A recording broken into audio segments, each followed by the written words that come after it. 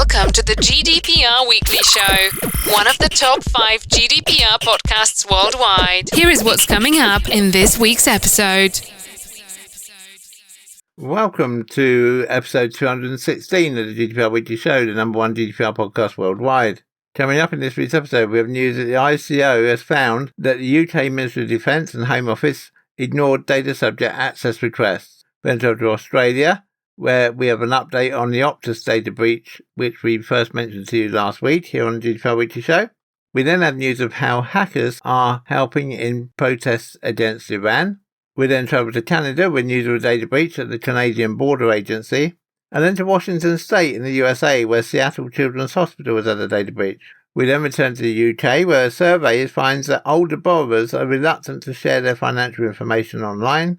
And we then travel to Switzerland, where the Swiss government has completed its review of data protection laws. And then finally this week, we have news that the US-UK Data Access Agreement is finally coming into force from next Monday, from Monday the 3rd of October 2022. So we have some notes on what you should do and how that might affect your own data transfers. So as always, a wide range of articles for you in this week's episode of the GDPR Weekly Show. We hope that you find the information in the articles useful and informative. As always, if you have any feedback for us, please do email us at feedback@gdprweeklyshow.com.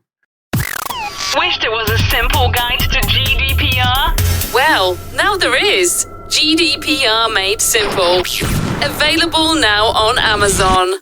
We begin this week with the news that the ICO, the UK's data protection regulator, has taken action against 7 public and private sector organisations for failing to meet their obligations under GDPR and the UK Data Protection Act 2018. UK organisations must respond to requests by members of the public for personal information, known as data subject access requests, within 1 to 3 months. Indeed, it's recommended that data subject access requests should be responded to within 30 days unless there are exceptional circumstances why more time is required. However, after receiving multiple complaints about the erring organisations, the ICO was forced to step in. The 7 organisations have all been issued with reprimands which could be escalated to more serious regulatory action if conditions are not met. Several of the organisations were also given a practice recommendation under the Freedom of Information Act 2000, which could lead to an enforcement notice if ignored. The organisations involved are the UK Ministry of Defence, which has a current data subject access request backlog of 9,000 cases, meaning individuals are waiting more than 12 months for their information. The UK Home Office, which hasn't responded to 21,000 data subject access requests within the statutory timeframe. The London Borough of Croydon, which responded to less than half of its data subject access requests within statutory timeframes between April 2020 and April 2021. Kent Police, which responded to 60% of subject access requests on time between October 2020 and February 2021. However, some outstanding requests have taken over 18 months to process. The London Borough of Hackney, which didn't respond to over 60% of data subject access requests within the required timeframe. The London Borough of Lambeth, which responded to only 53% of subject access requests within the legally required timeframe. And the only private company to make the list, Virgin Media, which didn't respond to 14% of the subject access requests it's received on time over a 6-month period in 2021. Information Commissioner John Edwards said the ICO would be providing citizens and organisations with support to streamline the data subject access request process. This includes developing a subject access request generator to help people identify where their personal information is likely to be held and how to request it, at the same time as providing information to the organisation regarding what is required from them, he said. We expect all information requests to be handled appropriately and in a timely manner. This encourages public trust and confidence and ensures organisations stay on the right side of the law. For Virgin Media, a spokesperson said, "We apologise that our handling of subject access requests last year was not to the standard it should have been. We have since put measures in place which have significantly improved our performance, and we will continue to carefully monitor this." You're listening to the GDPR Weekly Show with your host, Keith Budden. If you listened to last week's episode of the GDPR Weekly Show, you have heard us mention the data breach at Optus in Australia. This week, more details have emerged about that data breach. Optus said that hackers had accessed the personal information of an undisclosed number of its customers, including names, dates of birth, phone numbers, email addresses, driver's license numbers, and passport numbers. However, the breach did not compromise customers' bank account information, payment details, or account passwords. Optus began notifying impacted customers by SMS and email and reported the alleged hack to the Australian Federal Police. Additionally, the company coordinated with the Australian Cyber Security Centre to mitigate anticipated security risks. Optus also reported the incident to the Office of the Australian Information Commissioner and also notified the main financial institutions. Optus, based in Macquarie Park, north of Sydney in Australia, is a subsidiary of Singaporean telecoms giant Singtel and has a customer base in Australia of around 10 million subscribers. Optus did not disclose the total number of customers impacted by the cyber attack. However, the company's CEO, Kelly Bayer-Roseman, suggested a worst-case scenario where 9.8 million of the 10 million Optus customer accounts, which would be equivalent to about 40% of the population of Australia, had been compromised. According to the Ministry of Cyber Security, Claire O'Neill, basic personal information of 9.8 million people was accessed, while extensive personal data for another 2.8 million was exposed. Even worse, the Optus cyber attack impacted former customers of the company because it's obliged to store verification records for 6 years after someone ceases to be a customer. Optus has offered affected customers 12 months of free credit monitoring services with Equifax to protect them from identity fraud. Additionally, Optus customers should take additional measures to protect themselves from fraud by monitoring their bank account and credit card statements for any suspicious activity. Data breach victims should also remain vigilant for phishing attacks attempting to steal personal data by pretending to be Optus support staff. Optus forewarned its customers that the breach notification messages would not include any link to prevent hackers from further taking advantage of the situation.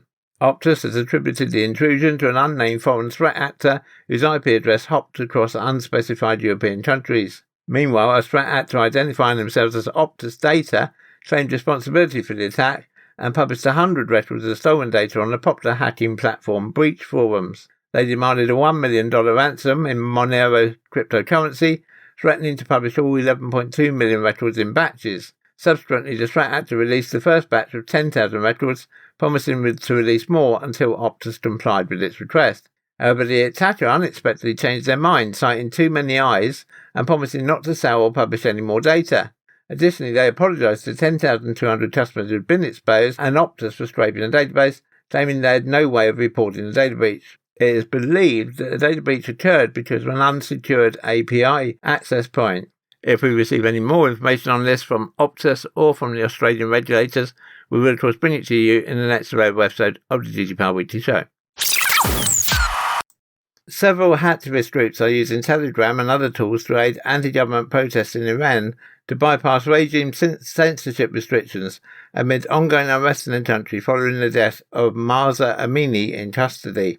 Key activities are data leaking and selling, including officials' phone numbers and emails and maps of sensitive locations. It's believed that proxies and open VPN servers are being shared to get around censorship and reports on the internet status in the country, with one group helping the anti-government demonstrators across social media sites. Chief amongst them is a Telegram channel called Official Atlas Intelligence Group that primarily focuses on publishing data associated with government officials as well as maps of locations. Calling itself a cyber army, the group is said to have commenced its operations in May and has also advertised their wide range of services in the past, such as data leaks, distributed denial of service attacks, and remote access to organisations. It's also known to voluntarily hunt and expose paedophiles. According to CyberInt, the cyber mercenary actor also claims to have connections with people in several law enforcement entities in Europe who can deliver sensitive information about certain individuals exclusively. A second group is called Arvin, which consists of about 5,000 members and shares news reports about the ongoing protests, along with providing a list of open VPN servers to circumvent internet blockages. Red Blue, a 4,000-member group on Telegram, has also pitched in with similar efforts, in addition to sharing hacking conversations and guides. Privacy-focused messaging app Signal, for its part, has reached out to its community to set up a proxy that will help people in the country use the service on Android. Contact us on helpdesk@gdprweeklyshow.com. To Canada now, and the federal privacy watchdog says a data breach at a contractor for Canada's border agency involved as many as 1.38 million license plate images and associated information. In a report detailing its investigation, the Privacy Commissioner's Office cites inconsistencies in the way that the Canada Border Services Agency managed license plate information and a lack of security measures. It highlights the absence of adequate contractual clauses to ensure the border agency's private sector partner was properly protecting the information. The report, though completed in May, was released on Thursday in the Canadian Parliament as part of Privacy Commissioner Philippe Dufresne's annual report. The watchdog initiated a complaint and began its probe following 2019 media reports of a cyber attack on a US-based third-party contractor used by both the Canadian Border Agency and its American equivalent. At the time, Canada's Border Agency told the Privacy Commissioner the breach included approximately 9,000 photos of licence plates collected from travellers entering Canada at the Cornwall-Ontario border crossing. The investigation revealed that the number of Canadian Border Agency licence plates image files compromised in the breach was actually much higher. It's believed that up to 1.38 million were breached, including duplicates. The report says that of those, about 11,000 had been posted on the dark web. It also found that the image files included metadata containing relevant province or state associated with the licence plate, the date and time the image was taken, and a numerical code representing the border crossing site along with the lane number. The Border Agency told the Data Commissioner it did not consider the licence plate images to be personal information. However, the report says the agency's assessment did not take into account the associated metadata revealing time, date and location. The Privacy Watchdog found that the files did amount to personal information under the Privacy Act for some of the individuals. Although some personal details, for example medical records and financial data, are always considered to be sensitive, any personal information can be sensitive depending on the context. This investigation highlights the value of program, contracting and privacy specialists working together to assess if the information being collected in the delivery of programs and services is considered personal information and to develop contracts with appropriate privacy clauses to protect it, the report says. The Commissioner's Office ultimately concluded the self-initiated complaint was well-founded as the Border Agency contravened provisions of the privacy law concerning disclosure of information. The Office recommended that the Border Agency review its contract with the service provider to make it clear that licence plate image files constitute personal information and therefore require appropriate safeguards for storage, use, access and destruction. The Commissioner says an important lesson in the case is that privacy obligations apply whether the data is processed by a government agency or a private sector contractor acting on its behalf. The Commissioner considers the complaint to be resolved based on the Border Agency's response to the probe and acceptance of the regulator's recommendations. Wished there was a simple guide to GDPR? Well, now there is. GDPR Made Simple. Available now on Amazon. To Washington State in the US now, and Seattle Children's Hospital is alerting patients about a ransomware attack at a mail service vendor that has compromised the protected health information of 6,750 patients. In June, the mail service vendor, K. Smith, learned that an unauthorized individual had gained access to information on its systems. The breach resulted in unauthorized access to patient information from Seattle Children's Hospital, according to a September 22nd breach notification. The information compromised included names, addresses, provider names, medical record numbers, visits, lab information, guarantor numbers, and the names of insurance carriers. There's no evidence that the information compromised has been misused, according to the hospital. The hospital said it's working with the vendor to evaluate the new safeguards it's putting in place in order to mitigate any further unauthorized access. You're listening to the GDPR Weekly Show with your host, Keith Budden. Back to the UK now, and just 9% of over 55s went online to search for quotes when they signed their last mortgage, held back by the fear that their data security would be breached, says a report by Contact State. This compares with 17% of all adults who went online to compare mortgage and equity release quotes. The study adds that 46% of over 55s went straight to their bank, and 63% of this group only got one quote before taking out a loan. Older borrowers' reluctance to go online to compare details stems from concerns about who has access to their data, the report says. Overall, 62% of over 55s say they have reservations about sharing personal and financial details online to get a mortgage quote, including 30% who have reservations when it comes to sharing their phone number. The report points out that this reticence is understandable, as 73% of over 55s say they've been targeted by cold callers over the past year, with 30% adding they've been called more than 10 times. Amongst this group, 58% said receiving cold calls left them feeling angry, especially as 63% added they had no idea how the caller got hold of their phone number. 1 in 7 of over 55s feel they have been forced to share their data online when looking for financial products such as mortgages or insurance, and 52% add that when they do share their data online, they're not confident they know who has access to it. The report says 1 in 8 of this age group has had a negative experience when getting a financial product or professional service online, with the top issue being contacted by a company other than the one they'd submit their details to.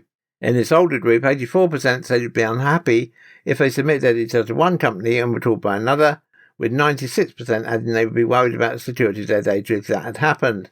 Over 55 say other online concerns include financial product or service pages that are not clear enough. Just over 1 in 5 of the older borrowers who had a negative experience when getting a quote said, "I wanted an online quote but was called instead," while 19% said it was unclear that I would have to submit details to receive a quote.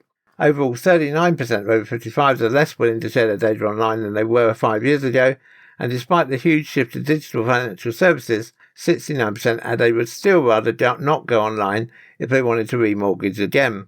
Contact States poll was carried out by data group Opinion Research between the 4th and 12th of July this year among 5,000 UK adults weighted to be nationally representative. To Switzerland now, and data protection has been given special status within the framework of Swiss labour law. The law says that the employer may only process data about the employee insofar as it relates to the employee's suitability for his job or as necessary for the performance of the employment contract. Thus, an employer may only use or store information on the employee's person, documents on education and training, as well as professional experience if they're closely related to the employment relationship in question. Complementary to this, the provisions of the Data Protection Act apply. In its autumn 2020 session, Swiss Parliament passed the new Data Protection Act. It improves the processing of personal data and grants Swiss citizens new rights. Swiss laws compatible with the European law, and in particular with GDPR, is one of the main challenges. The new Data Protection Act should guarantee the free flow of data within the European Union and thus avoid a loss of competitiveness of Swiss companies. On August 31st, 2022, the Federal Council decided that the new Data Protection Act should enter into force on September 1st, 2023. At the same time, the Federal Council also adopted the new Ordinance on Data Protection Certifications. With this, the legislative work on the revision of the Swiss data protection law is complete. Wished there was a simple guide to GDPR? Well, now there is. GDPR Made Simple. Available now on Amazon. If you're a regular listener to the GDPR Weekly Show, you know that we've spoken in the past about the US-UK Data Access Agreement, a first-of-its-kind reciprocal agreement between the US and the UK. Under the agreement, law enforcement agencies in either country could obtain stored electronic data from a communication service provider in the other country for the purpose of countering serious crime via a much streamlined process, thereby overhauling the infamously sluggish mutual legal assistance process. After what seems like an interminable wait, the UK and US governments announced that they intend to bring the agreement into force on the 3rd of October 2022, at which point substantial volumes of electronic data in the US will become available to UK law enforcement agencies and vice versa. So this brings about a number of things which you should know in order to prepare for the imminent launch date. First thing to say is that companies most likely to receive an overseas production order, an OPO, are CSPs, either in the US from UK law enforcement or vice versa. Broadly speaking, that means any private entity that provides the public the ability to communicate, process or store computer data via a computer or telecommunications system, or which processes or stores relevant covered data on behalf of such an entity. Therefore, OPOs could be served on a huge variety of tech and communications firms in both the US and the UK, including cloud storage companies, social media providers and messaging platforms. While the agreement is reciprocal, it is anticipated that the bulk of the OPOs will flow from UK law enforcement to US CSPs. Few UK CSPs hold data of interest to the US. Recipients of an OPO issued by the UK will have as a default just 7 days to produce the data stipulated to the UK authorities. While it's likely that many of the recipients will request extensions, it's highly advisable for them to act quickly. Failure to comply with the order may render the recipient, and in certain circumstances the director or officer of the recipient, in contempt of court. In addition, a failure to comply with an OPO may attract publicity and reputational damage. Now, of course, UK and US recipients which do business in the EU and are subject to the GDPR will need to assess whether they have a legal basis for sharing personal data with the law enforcement authorities submitting the OPO.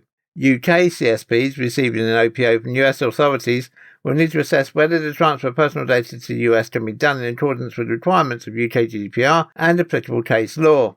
US CSPs receiving an OPO from UK authorities will not initially have the same concerns in light of the adequacy decision that the EU has granted to the UK. However, of course, should that adequacy be removed at some point in the future, let's suppose with proposed changes to GDPR in the UK by the UK Data Reform Bill, then US companies would also need to assess whether the transfer of personal data to the UK could be done in accordance with the requirements of GDPR and any new applicable case law.